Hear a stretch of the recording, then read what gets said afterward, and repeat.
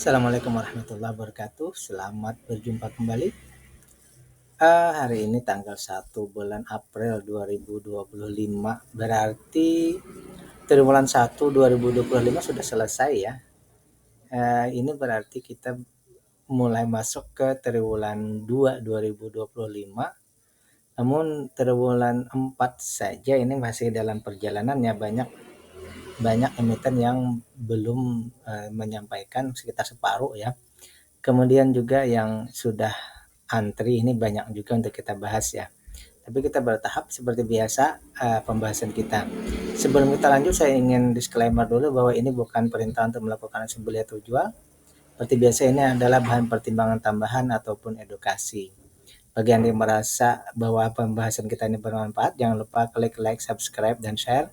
Dan silakan juga ditonton sampai selesai ya.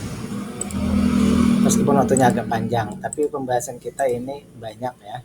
Jadi setiap pembahasannya itu mungkin ada hal-hal yang tidak terduga, istilahnya seperti itu ya. Saya juga sudah meletakkan link untuk playlist yang ada di deskripsi. Jadi silakan klik di situ untuk mengecek pembahasan-pembahasan atau video-video kita yang membahas saham-saham yang sudah kita bahas di triwulan 4 ini. Baik, kita lanjut. Ini kita secara singkat, cepat, padat ya. Pertama Eral di sini ya, dari semua data di sini yang pertama, semua data ini menunjukkan bahwa semua datanya memenuhi kriteria. Kemudian di sini ya, kita cepat aja ya. Yang dari segi modal meningkat, keuntungan juga meningkat, harga meningkat, aset lancarnya turun ya. Jadi secara valuasi meningkat, tapi secara ketahanan perusahaan menurun. Mungkin seperti itu pembahasannya. Yang pertama ini dari segi keuntungan dia 12,47%. Berarti perusahaannya kita kategorikan stalwart ya. Artinya apa? Artinya dia untung, tapi untungnya standar ya. Kemudian berarti di sini kita trigger ya, kita aktifkan untuk target di PBV 2,5 di 778 ya. Artinya masih ada sekitar proyeksi kita di 211% atau ada potensi untuk multi bagger ya. Kalau beli sekarang bagaimana? Kalau beli sekarang kita punya diskon 36%. Berarti secara valuasi ini saat yang bagus. Secara valuasi ini dia punya secara valuasi di saat yang bagus ya. Namun dari segi data yang kita dapatkan di sini bahwa satu hal yang pertama ya, perusahaan baru tahun yang lalu membagikan dividen, dia baru satu kali berarti ya. Itu pun di 24,58%. Kalau kita kategorikan di sini dia termasuk dividennya kecil. Kalau kita proyeksikan setara ini di tahun ini, oleh karena itu berarti dividennya di sini sekitar 3,82% ya, proyeksi kita ya. Jadi kemungkinan dividennya ini 3,82%, berarti termasuk kecil. Valuasinya memang saatnya untuk beli, tetapi upah kita mungkin di sini selama menunggu itu kurang ya. Mungkin seperti itu pemahamannya. Tadi untuk free cash flow Rp63, 20% aman, aset lancar aman, hutang tidak ada, hutang kepada vendor 58% aman, sahamnya ada di bursa pun hanya 20%-an ya. Berarti di sini kategorinya aman. Jadi untuk ketahanan perusahaan aman ya, untuk pengendalian aman. Hanya tadi masalahnya satu saja untuk perusahaan ini, yaitu bahwa dividennya belum memenuhi kriteria kalau menurut saya ya. Jadi untuk perusahaan ini ya, pertama yang menjadi bukan patokan ya, yang menjadi concern kita bahwa dia baru pertama kali di tahun yang lalu membagikan dividen. Di tahun ini kita masih menunggu apakah ada perubahan di sini ya. Jadi kalau menurut saya di sini kita hanya menunggu DPR-nya, itu saja yang kita tunggu. Mudah-mudahan nanti misalnya nih kita tunggu, misal kita menunggu perusahaan ini, berarti kita menunggu nanti di pengumuman RUPS-nya ya berapa. Misal kita cek dulu, misal 50%, itu sudah di 7%. Berarti di sini sekitar 60-an ya, kita anggapnya 60%. Sorry. Tadi 60 di 50, sorry bukan 60 ya. Anggap saja 40%, maka itu pun sudah memenuhi. Anggap misal 35. 35 dulu ya. Sudah memenuhi kriteria. Jadi mungkin kalau untuk perusahaan ini ya satu saja yang kita tunggu, mungkin dividen payout ratio-nya di sini meningkat ya. Di sekitar 35%, maka dia akan memenuhi kriteria kita ya. Itu yang pertama untuk Eral. Yang kedua GMTD, Goa Makassar Tourism Development. Saya tidak membahas tentang seperti apa perusahaannya, kita membahas langsung saja ya karena banyak yang harus kita bahas. Pertama ini dari segi kriteria awal semuanya memenuhi kriteria ya. Kayak semuanya memenuhi kriteria dari segi awal ya. Pertama dari segi modal ini ada meningkat, dari segi keuntungan malah menurun ya.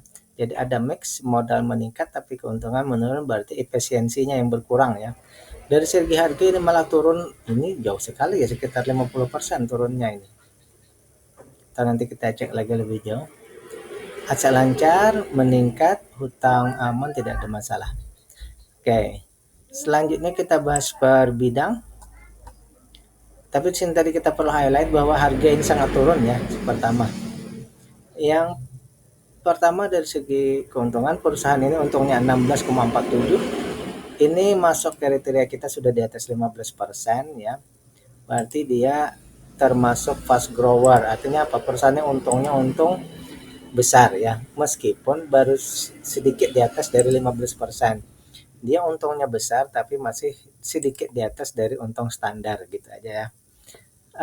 Yang selanjutnya berarti untuk target di sini tidak kita jadikan target lagi, tetapi targetnya sudah lepas, artinya bahwa dia bisa saja naiknya ke harga berapa saja. Oke, kemudian dari segi PBV pun dia sudah di atas sebenarnya ya. Harga sekarang 233 kan, di sini targetnya 2046, di sini sudah 23, PBV-nya 2,5. Jadi di sini dia sudah dalam kategori ya mahal ya, bertumbuh lamban. Tapi ini tidak kita jadikan patokan lagi. Kemudian apakah beli saat ini ya kita dapat diskon? Ternyata kita tidak mendapatkan diskon ya. Kita tidak mendapatkan diskon kalau kita beli sekarang. Malah kita harus menambah hampir 1 kali lipat. Ibaratnya harga sekarang 10.000, berarti kita mungkin harus membeli 17.300. 17.300. Jadi lebih mahal, hampir sudah 2 kali lipat. Jadi untuk masuk sekarang ini mungkin belum saatnya, dari awal dulu ya.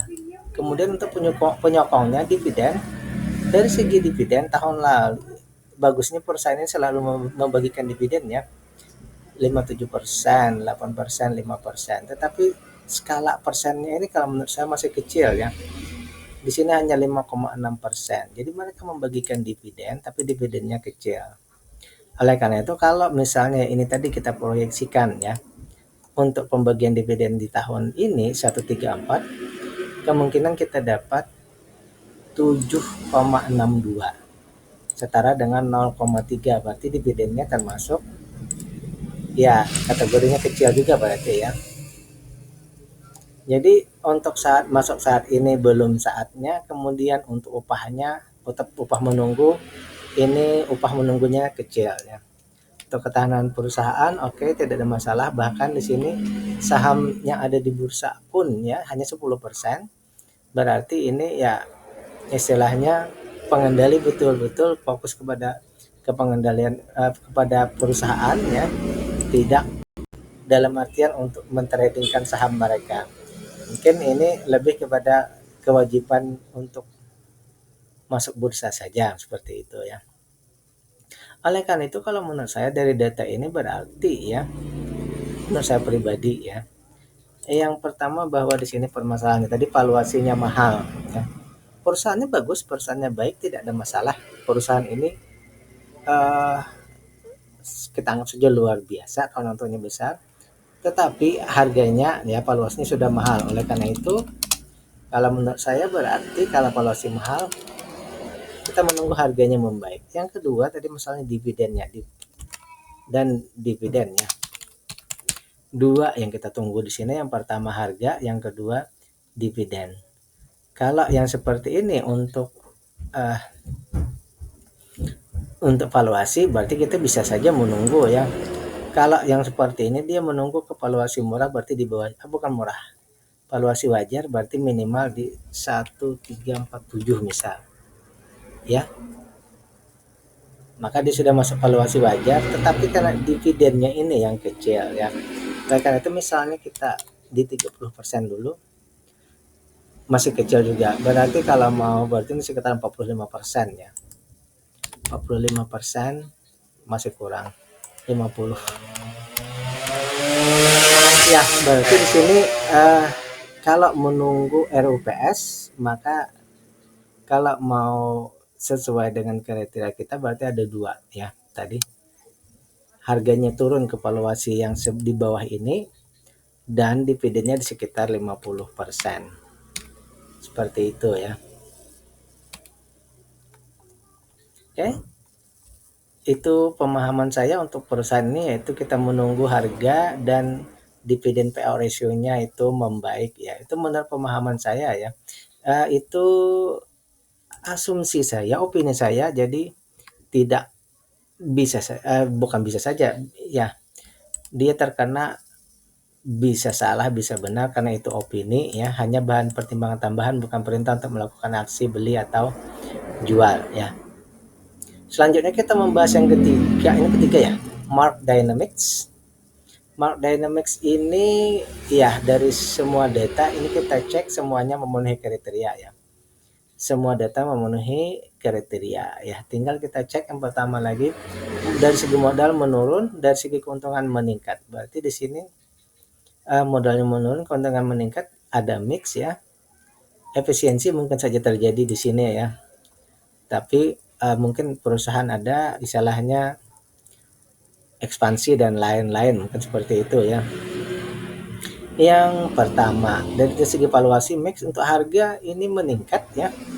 Harga meningkat sedikit. Iya. Sempat naik tinggi, naik lalu turun lagi. Untuk aset lancar ini naik turun juga ya aset lancarnya. Mungkin tadi karena ada istilahnya mungkin ada ekspansi bisnis atau lain-lain ya. Utang ini aman-aman saja, tidak ada masalah. Oke, selanjutnya kita bahas tentang perbandingan-perbandingan. Perusahaan ini untungnya semakin meningkat kalau kita cek ya 21, 27, 31, 33. Berarti perusahaan ini makin meningkat, atau kita cek di sini. Tetapi dari itu dari segi persen ya. Dari segi sini, dari segi per tahun ini mungkin ada perbedaan. Di per triwulan tadi meningkat ya, tetapi di sini ya, tetapi di sini di tahun 2022 itu dia turun 35,8%, 2023 turun 35, sekarang dia naik ya, naik tinggi, terbukti di 4 triwulan ini dia naik naik naik cepat ya. Baik, kita cek yang pertama untungnya sekarang di 33%, berarti dia termasuk perusahaan yang untung bukan besar lagi, ini perusahaan untungnya sangat-sangat besar ya. Oleh karena itu wajar saja di sini valuasinya menjadi 3,99, sehingga tadi kita tidak menjadikan PBV 2,5 ini sebagai dasar lagi ya. Jadi untuk yang kedua ini, untuk bertumbuh lambatnya kita tidak jadikan sebagai patokan. Yang kita jadikan patokan sekarang, masuk sekarang apakah masuk sekarang ini dalam valuasi yang dapat diskon. Ternyata di valuasi di sini kita tidak dapat diskon, kita nambah sekitar ya hampir 20% ya. Jadi valuasinya di sini juga mahal. Kalau beli sekarang kita harus nambah, bukan di harga standar tapi sudah di harga agak mahal seperti itu.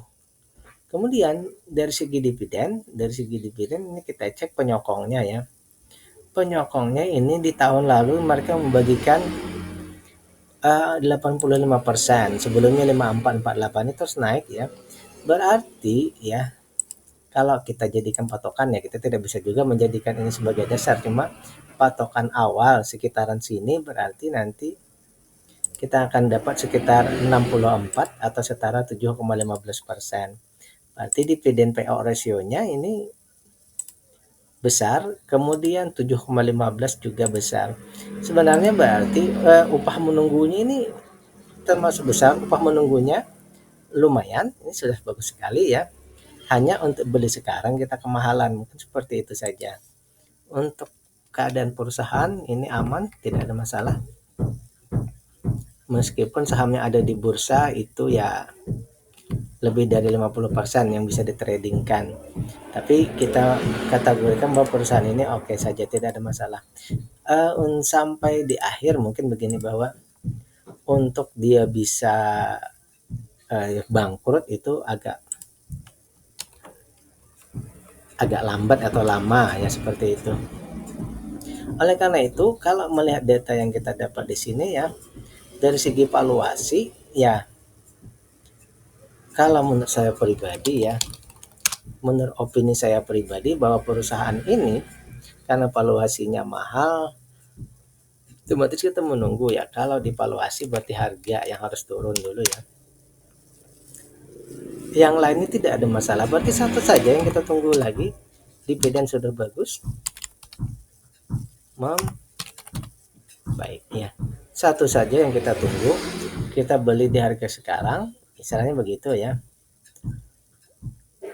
Kalau beli di harga sekarang memang agak kemahalan, bisa saja turun ya, tetapi kalau misalnya Anda, yang menurut saya berarti menunggu harganya turun ke valuasi sini ya, sekitar 754 ke bawah, kalau mau kita sesuai aturan kita, berarti dia di valuasi wajar. Cuma misalnya di sini 753 ya, berada di valuasi yang wajar, dan dividennya akan sekitar 8%. Kalau misalnya dibeli sekarang, dividennya 7,15 ya.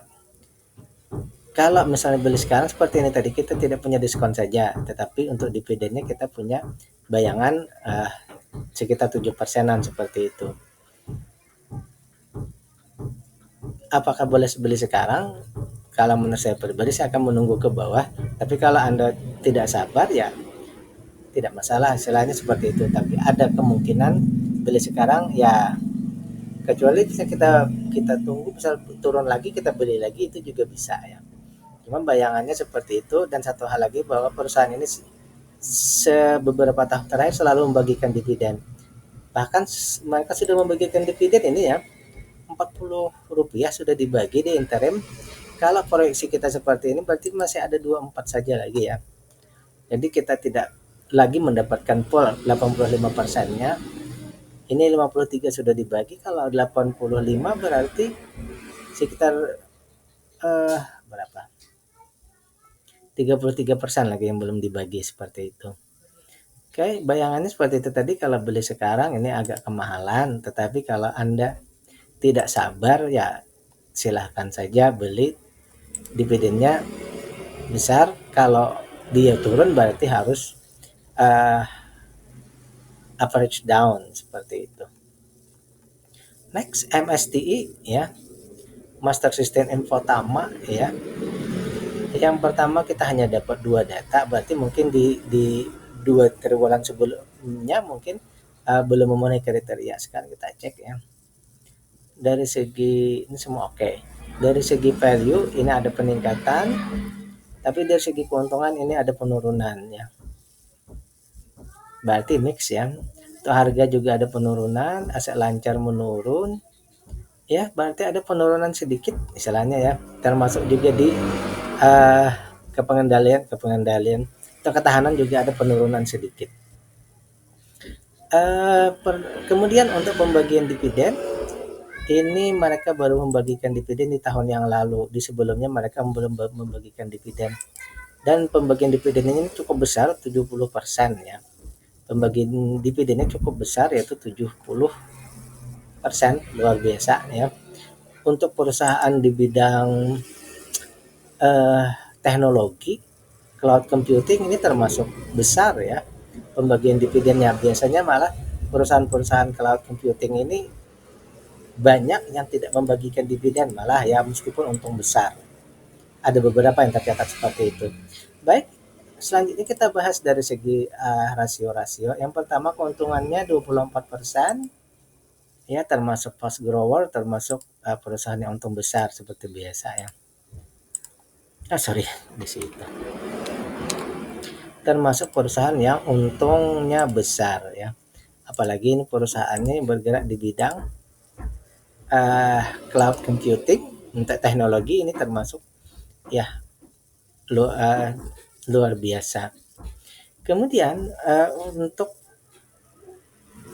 karena dia di sini sudah fast grower berarti kita tidak menjadikan ini sebagai patokan kita 1721 di 2,5 ya sekitar 24%, artinya di sini kita targetnya tidak ada menggiring saja ya. Oleh karena itu penandaan ini hanya sebagai penandaan saja bukan sebagai tujuan ya. Kemudian untuk valuasi, nah untuk valuasi ya sekarang harga sekarang kita punya diskon 18%, berarti di valuasi wajar ya. Nah untuk fast grower seperti biasa kita menunggu di harga wajar kalau mau membeli kan seperti itu kemarin. Berarti untuk saat ini ya berarti ini saat yang tepat untuk membeli ya sementara dulu ya. Kemudian kita cari konfirmasinya di triwulan yang lalu. Di sini masalahnya berarti ya ada di triwulan 1 itu mereka minus ya, free cash flow-nya minus. Nah, sorry, ini dulu dividen.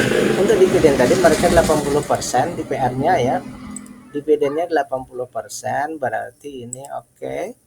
Dan dari 80% itu, tapi 70%. Tapi kita tidak tahu ke depannya berapa nanti waktu pengumuman yang terakhir nanti kita tidak tahu. Mudah-mudahan tetap saja dividennya seperti ini atau ya kurang lebih. Sehingga nanti proyeksi kita akan dapat Rp118 setara dengan 8,5. Ini termasuk sangat besar ya, 8,5%. Berarti kalau kita lihat yang seperti ini ya secara harfiahnya saat yang tepat, dividennya juga mendukung. Tinggal untuk ketahanan perusahaan tadi oke semua ya. Bahkan saham yang ada di bursa pun hanya 15%. Ibarat kata ya. Kalau misalnya pengendali mau, ini berarti bisa saja digerakkan dengan cepat ya. Karena retailnya hanya sedikit ya. Oleh karena itu kalau menurut saya pribadi untuk perusahaan ini ya, untuk perusahaan ini kalau ini opini ya. Untuk opini saya bahwa perusahaan ini layak investasi, layak kita untuk investasi. Tinggal seperti biasa, silahkan cek GCG-nya apakah para orang-orang di belakang perusahaan ini Anda bisa percayai orang-orang ini tidak ada kasus. Kalau semuanya aman silahkan lanjut, kalau tidak berarti silahkan untuk tidak melanjutkan. Jadi menurut saya MSTI ini layak untuk investasi. Selanjutnya Mika Mitra Keluarga Karya Sehat TBK. Semua data ini menunjukkan bahwa perusahaan ini apa istilahnya? Memenuhi kriteria ya, semuanya memenuhi kriteria. Hanya tinggal kita cek lagi lebih dalam tentang perusahaan ini. Yang pertama dari segi modal ada peningkatan, keuntungan juga meningkat. Ini bagus, valuasinya membaik ya. Tapi harga turun. Nah, ini bagus, ini secara pemikiran bagus nih. Valuasinya meningkat, harganya turun. Nah, itu sebenarnya bagus ya. Kemudian untuk aset lancar ini meningkat sedikit, turun naik ya. Utang tidak ada, utang tak berbunga tetap ya. Kemudian semuanya aman di sini ya. Hanya kita cek lagi ke bagian selanjutnya yaitu rasio-rasio. Yang pertama bahwa keuntungannya ini 17% dari 15% semula. berarti dia termasuk fast grower, perusahaan dengan untung besar. Berarti bagian 2 target di sini tidak kita jadikan lagi tujuan ya. Itu kita nonaktifkan saja target di situ karena targetnya sudah tanpa target ya, tinggal kita mengiring saja. Selanjutnya untuk valuasi ya, dari segi valuasi apakah saat ini murah untuk dibeli? Ternyata kalau kita membeli sekarang kita harus menambah 1,6 kali lebih mahal. Misal harganya 1000 berarti kita harus beli 2.600 rupiah. Yang harganya normalnya 1.600, sekarang beli sekarang kita harus membeli di harga 2.600, itu kan berarti barangnya mahal ya. Ya kita kan maunya ya istilahnya dapat diskon ya. Baik, selanjutnya kita cek dari segi dividen. Berarti di sini secara data seperti ini mungkin belum saatnya untuk beli. Ini menurut pemahaman saya ya, menurut opini saya. Mungkin belum saatnya untuk beli karena kita tidak dapat diskon. Kemudian untuk dividennya kita punya, coba kita cek dulu ya. Ini mereka rutin membagikan dividen ya. Rutin membagikan dividen di 3 tahun terakhir di sekitar 50%-an ya.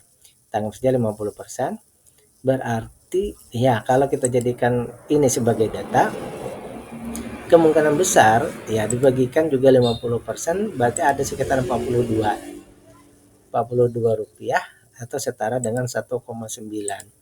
Berarti di sini ya untuk dividennya sudah memenuhi kriteria 50%, tetapi karena valuasinya sudah mahal tadi ya, karena harganya yang sudah kemahalan sehingga akhirnya ya dividen yieldnya menjadi kecil. Oke, sedikit ada gangguan tapi ini yang terakhir ya kita bahas ya.